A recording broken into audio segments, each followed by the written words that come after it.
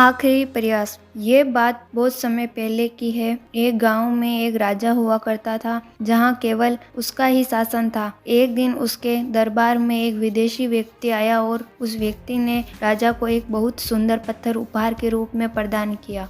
जब राजा ने उस पत्थर को देखा तो वे काफी प्रसन्न हुआ। उसने उस पत्थर पर भगवान विष्णु की प्रतिमा का निर्माण करके उसे गांव के मंदिर में स्थापित करने का निर्णय लिया। उस प्रतिमा निर्माण का कार्य राजा ने वहां के महामंत्री को सौंप दिया। अब महामंत्री का कार्य था कि वे गांव के ऐसे सर्वश्रेष्ठ मूर्तिकार के पास जाए जो उस पत्थर पर भगवान विष्णु की सबसे अच्छी प्रतिमा बना सके। फिर वह गांव के सर्वश्रेष्ठ मूर्तिकार के पास पहुंचा। महामंत्री मूर्तिकार को पत्थर देते हुए बोला, महाराज, मंदिर में भगवान विष्णु की प्रतिमा स्थापित करना चाहते हैं। 7 दिन के भीतर इस पत्थर पर भगवान विष्णु की प्रतिमा तैयार करके राजमहल पहुंचा देना। तुम्हें 50 स्वर्ण मुद्राएं प्रदान की जाएगी। मूर्तिकार 50 स्वर्ण मुद्राओं की बात सुनकर काफी खुश हो गया और उसने प्रतिमा बनाने के लिए अपने औजार निकाले और अपना कार्य शुरू कर दिया। उसने अपने औजारों में से हथौड़ा निकाला और पत्थर को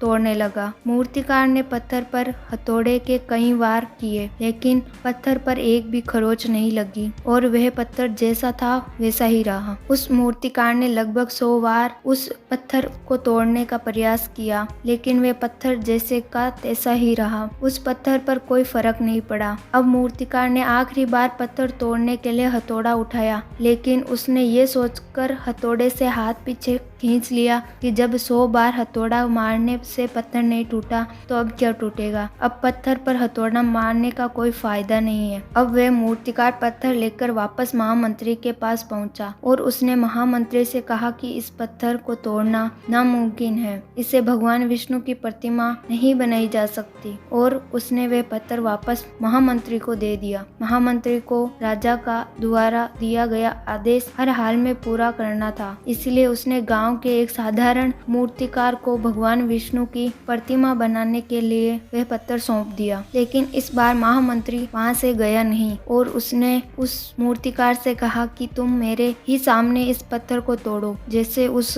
मूर्तिकार ने थोड़े से उस पत्थर पर प्रहार किया, वह पत्थर एक बार में ही टूट गया। वह पत्थर इसलिए टूटा क्योंकि पहले वाले मूर्तिकार ने उस पर हथौड़े से 100 बार पहले से ही कर रखे थे, जिससे वह पत्थर अंदर से टूट चुका था और उसे केवल कुछ अंतिम वार की जरूरत थी, जो पहले वाले मूर्तिकार ने नहीं किया, ऐसे ही छोड़ दिया। उसके बाद मूर्तिकार उस पत्थर पर प्रतिमा बनाने में लग गया। यह देखकर महामंत्री मुस्कुराया और वह सोचने लगा कि अगर पहले मूर्तिकार ने एक अंतिम प्रयास किया होता तो वह उस पत्थर को तोड़ने में सफल हो जाता और उसे 50 स्वर्ण मुद्राएं भी मिल जाती। इस कहानी की सीख, जैसा कि आपने कहानी में जाना कि अगर पहला मूर्तिकार केवल एक प्रयास और कर लेता तो वे कार्य में सफल हो जाता और साथ ही 50 स्वर्ण मुद्राओं का हकदार भी होता, लेकिन वह केवल अपने एक प्रयास से चूक गया और उसे कुछ भी हासिल नहीं हुआ। किसी कार्य में बार बार असफल होने से उस कार्य को न छोड़ें। आपका एक और प्रयास आपको उस कार्य में सफल बना सकता है। कई बार ऐसा होता है कि हम जिस कार्य को कर रहे होते हैं उस कार्य में बार बार असफल हो जाते हैं, लेकिन क्या पता एक बार और प्रयास कर लेने से हमें उस कार्य में सफलता मिल जाए। इंसान को अपने जीवन में कभी हार नहीं माननी चाहिए। मैं आशा करती हूँ कि ये कहानी आपको पसंद आई होगी, तो वीडियो को लाइक करें, चैनल को सब्सक्राइब करें और कमेंट करके हमें बताएं आपको ये कहानी कैसी लगी।